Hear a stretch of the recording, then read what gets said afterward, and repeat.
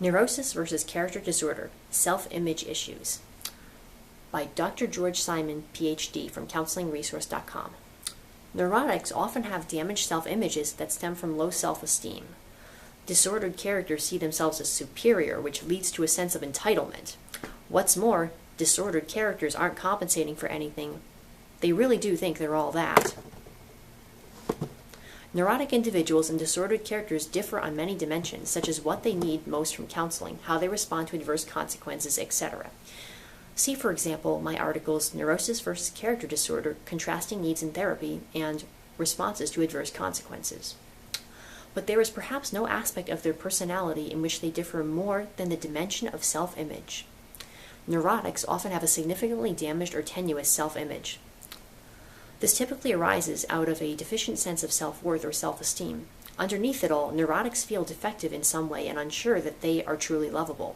Sometimes their impaired self-esteem leads to a profound sense of inadequacy and weakness of character. Sometimes it prompts them to try far too hard to please others in order to feel of value. When these tendencies are not excessive, they can be critical inducements to being socially responsible. In other words, when a person thinks they must earn the approval of others, they can be motivated to develop certain qualities of character, make significant social contributions, and otherwise attempt to earn the approval of others to validate themselves and demonstrate their worth. Disordered characters have problems with self-image too, but their problems most often arise from an inflated sense of self-worth. As some researchers have commented, they tend to be legends in their own mind. They see themselves as superior to others, which in turn leads to a sense of entitlement to use and exploit others as they see fit. The most severely disordered character, the psychopath, alternatively the sociopath, has such a pathologically inflated self-image that he tends to see all other creatures, by virtue of their inferior status, as rightful prey. Traditional thinking has always been that ego inflation always represents a compensation for underlying deficiencies in self-esteem. Such thinking has also led many to presume that underneath it all, bullies are really just cowards.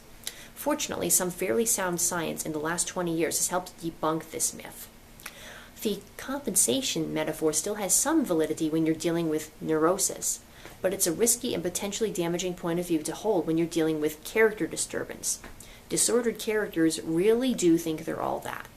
Sometimes it can appear like they're struggling with compensation issues, but that's because we often confuse the concepts of self-esteem and self-respect.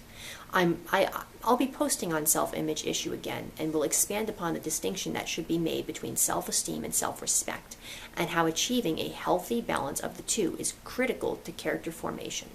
Of all the issues raised in my first book, In Sheep's Clothing, Amazon.com, people, readers unanimously report this distinction to be one of the more illuminating and helpful concepts in understanding and dealing with persons with disturbed characters.